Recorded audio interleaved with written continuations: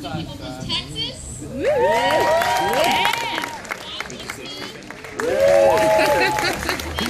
Good stuff sitting on the table.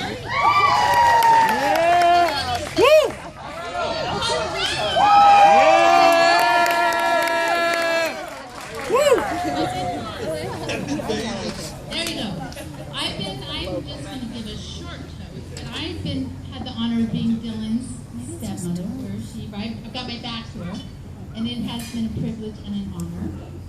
And Kevin, I think that probably one of the biggest gifts a parent can ever have is to see their son or daughter in a relationship where they're truly respected and loved and valued.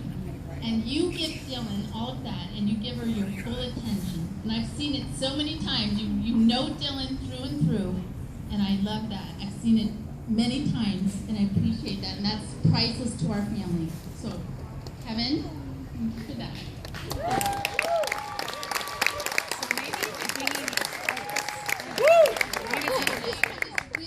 My wish for you is that your marriage would be like a home that you can't wait to get home to. And I wish that it would be like a place of love and companionship and nurturing, fun, and love and play, but also time for refuge. And when the storms come, there's a safety there for you. And it belongs to you too. We get to enjoy it, but it belongs to you too. And I'm behind you all the way.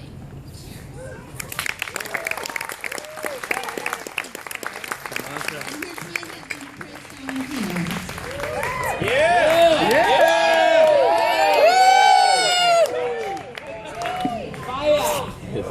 Can you hear me in the back? No! Okay, so I had to actually write this down because Dylan informed me the other day that this was the most important thing I'm ever going to do in her life. And I haven't slept for 48 hours. Bear with me if I have to read a few lines. The rest will be a little ad-lib here and there.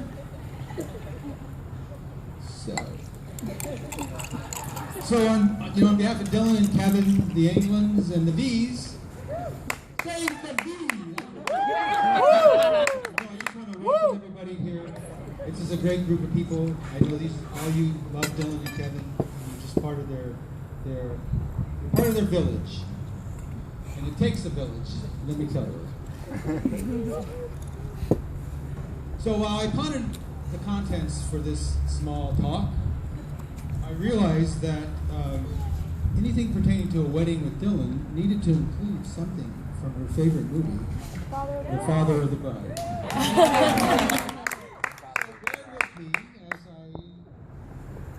reminisce the opening scene with Steve Martin as he overlays the movie, and you hear him in his narratives. I used to think a wedding was a simple affair. Boy meets girl. They fall in love. He buys a ring, buys a dress, and they say, I do. I was wrong. That's getting married. A wedding is an entirely different proposition. I know.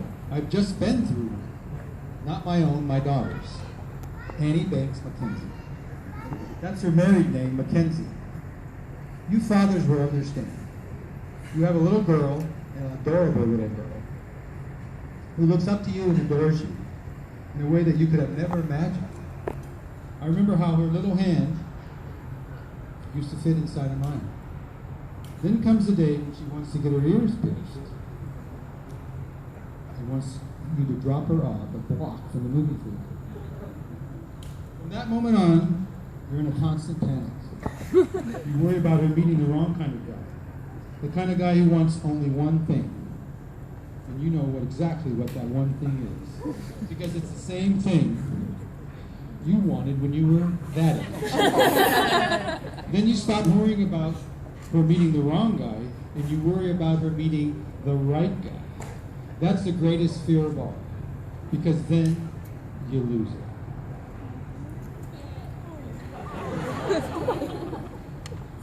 Okay, because of this movie, which I think Dylan has watched at least 1 million times, I think I can say that Dylan has been waiting and planning for this moment for many years. So parents, it is true. You better be careful what you let your kids watch.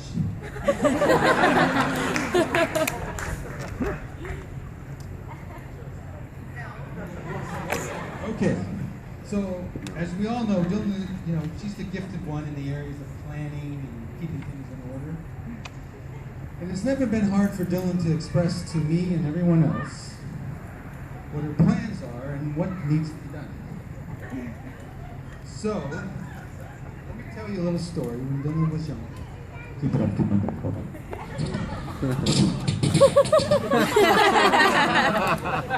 Anyway, so when Dylan was young and she was in preschool, I picked her up at preschool one afternoon. She got into the car, and what you need to understand is when Dylan was young, I don't know why it is. I remember when I was a little kid, maybe I remember like 9 or 10 years old. Somebody asked my parents, "Is that kid from Brooklyn?" Because I had kind of a weird thing with R's, and so somehow my 2 youngest kids got the same kind of speech. So Dylan kind of had a little Brooklyn slur. Okay. Picked her up in the car, and we're riding home. She turns to me and she says, "You know what, father? You're not my real father." And I was like, "What? What are they teaching you in this school?" So I was a little rather stunned and thinking to myself, man, what are they teaching you here? And she says to me, "No, God is my father, and you're just my earth father." So from that day on, Dylan and I began a relationship as earth father, earth daughter. So even as the earth daughter, it still was task at hand to raise this child. Now one of the things as Dylan was growing up, especially in her younger years, today she does, but she emulated her brother Taylor. Whatever Taylor did, Dylan had to do. So, if you know Taylor, when Taylor was growing up, Halloween Halloween is Christmas. Halloween is the pinnacle, thank you.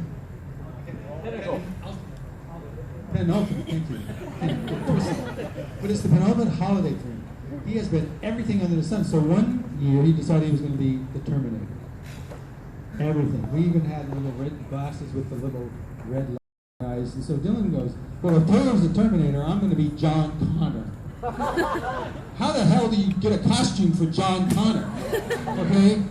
So we put Dylan in a blue jean jacket, and off she went with Taylor. So, we're walking around and everybody goes, "Wow, the Terminator," and they look at Dylan and they go, "Who are you?" And of course Dylan goes, "Hey, I'm John Connor." And they're like, "Okay." And she goes like, how did I know I'm John Connor? So we kind of went out through the rest of the Halloween time. And as we were coming back home, we ran into those original people in the beginning. And they go, "Wow, it's the Terminator and John Connor." And I gotta tell you, that made them stay. She looked at me like, "See, Dad, everybody knows I'm John Connor, but you." So, one of the things Dylan prides herself is that when she was in high school, she never got busted for partying.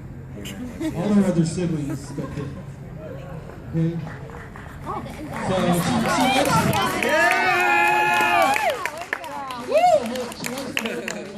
but let me tell you a story about Dylan, because some of you have heard this, but there are times when they always tell you as a parent, don't spank your child when you're angry, don't discipline your child when you're angry. So this is just one of those nights where I didn't get angry. So California has, when you get your driver's license in California, you can't drive anybody. You can't drive at night for 6 months. So you can only go out by yourself. So one night, Dylan said she wanted to go to the movies with her friend Lexi, who's over there, Lexi. And of course, Lexi's mom was going to take her. So one of these, I had this old beat-up white Toyota pickup truck that was so old and beat up that all the kids who got their driver's license had to drive that first. Because if they ran into something, it was like, the truck cost me $1. So $1. we were actually doing some remodeling in our house, so the truck was full of debris. So Marilyn and I had come home, and Dylan said she was just going to drive over to Lexi's, which was like maybe a mile away. And when she got home, I was a little concerned that I hadn't tied the load down enough. So I went over to Lexi's house and booked the old load car. So I was like, uh-oh. So there's a movie theater about maybe 2 miles from our house. So I drove her to that, drove her on the parking lot, no truck. So I'm thinking, okay. So then I drove down to the next set of movie theaters, and I drove into the parking lot, and sure enough, there's my truck. So I went over and checked to make sure the load was okay. Then I waited. The movie got out about midnight, and Dylan and Lexi come out of the movie, you know, just like coming out of the movie talk, and just happy as could be. Got in the truck, I followed him.